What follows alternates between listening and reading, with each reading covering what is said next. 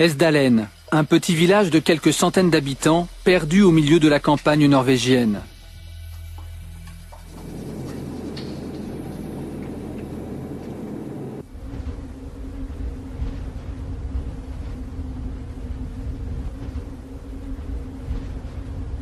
Ce village, cerné par les montagnes, intrigue les scientifiques de toute l'Europe.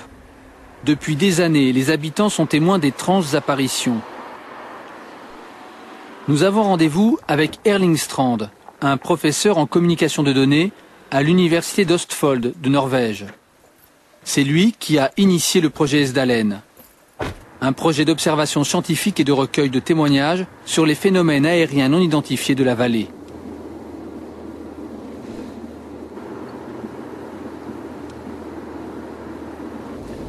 Beaucoup de gens voient des ovnis ici? Oui, les gens rapportent une vingtaine d'observations chaque année.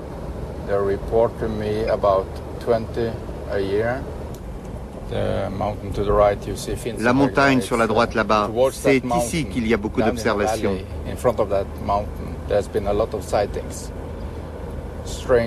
Des étranges et grandes lumières qui se déplacent. Elles suivent la vallée en face de la montagne que vous voyez dans le fond. Ces apparitions récurrentes ont poussé la communauté scientifique à s'y intéresser officiellement. L'armée norvégienne a apporté son aide matérielle pour installer une station automatique dans la montagne. Elle filme, photographie, analyse la moindre source lumineuse inhabituelle dans le ciel. Nous avons un système électromagnétique de détection. Nous avons un mètre magnétique, des caméras et des ordinateurs qui sont programmés pour se déclencher si quelque chose se passe. Et aussi des enregistrements vidéo.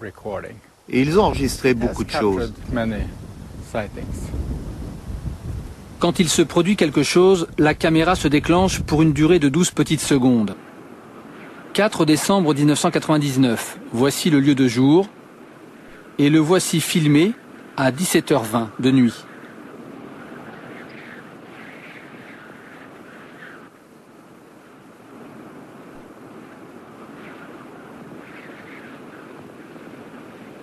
La lumière n'a pas disparu, c'est la caméra qui a cessé de tourner au bout de 12 secondes. Nous avons agrandi l'image. Cette lumière qui traverse le champ de la caméra fait partie des phénomènes d'Esdalen, comme les ont plusieurs fois photographiés les scientifiques.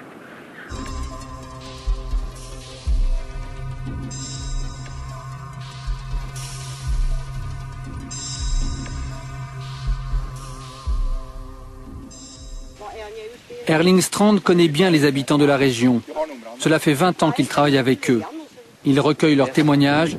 Il y aurait au moins 20 apparitions chaque année.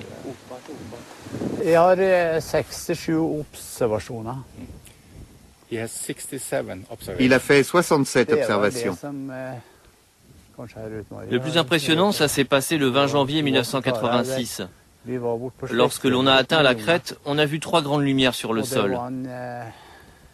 Il y en a une qui a bougé vers la gauche, elle a tourné autour des autres. Elle est montée et descendue, et puis celle du milieu a bougé à son tour. On n'est pas resté. On a regagné nos maisons car on avait peur.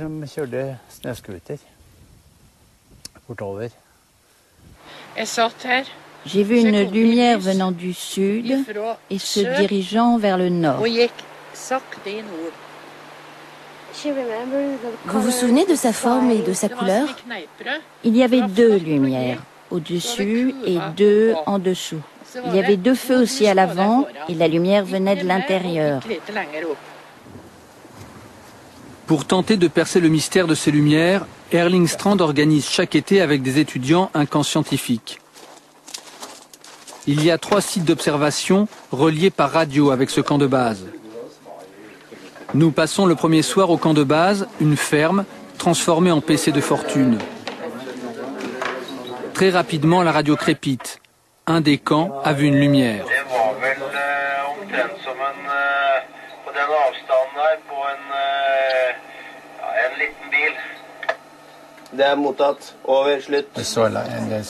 Ils ont vu une lumière et ils se renseignent sur la direction.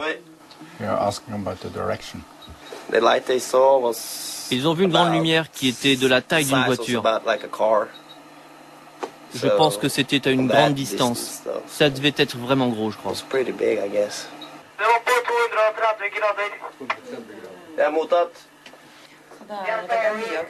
Nous décidons de partir vers le seul site d'observation accessible en voiture.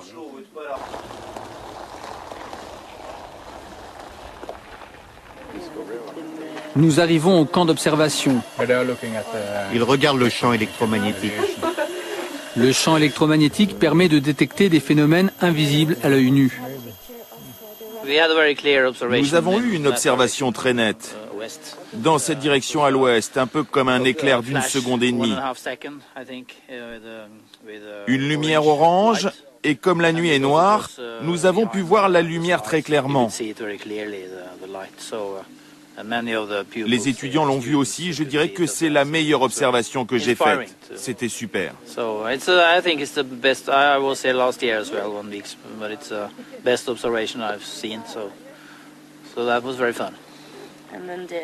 Les étudiants mesurent la vitesse du vent, la température, la pression atmosphérique et le taux d'humidité. Lorsque le taux d'humidité est très élevé, au-dessus de 90%, les phénomènes sont plus fréquents. Le lendemain matin, nous faisons le point avec le professeur Erling Strand sur ces phénomènes.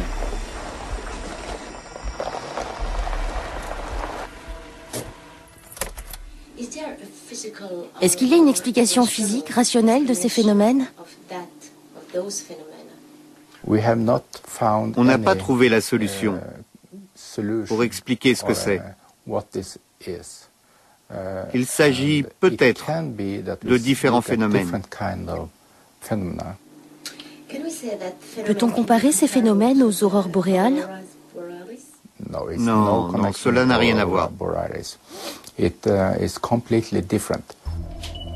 Au-delà des observations, le professeur Strand affirme avoir pu faire réagir ces fameuses lumières. C'était en 1988. Pendant notre premier camp de recherche, on a testé un faisceau laser pour voir si les lumières réagissaient. Nous ne pensions pas qu'il y aurait de réaction. Mais ce qui s'est passé, c'est que la lumière clignotait régulièrement. Et lorsque nous avons dirigé le faisceau laser sur elle, elle a doublé sa fréquence de clignotement. Et ça s'est passé à chaque fois que l'on pointait le faisceau laser sur la lumière. Quand on retirait le faisceau, elle revenait à son clignotement régulier. Et vous pensez que c'est quoi? Au début, quand on a commencé notre recherche, je pensais que quand on aurait des données, on trouverait une solution. Mais finalement, plus on a de données, plus on travaille, plus cela devient mystérieux.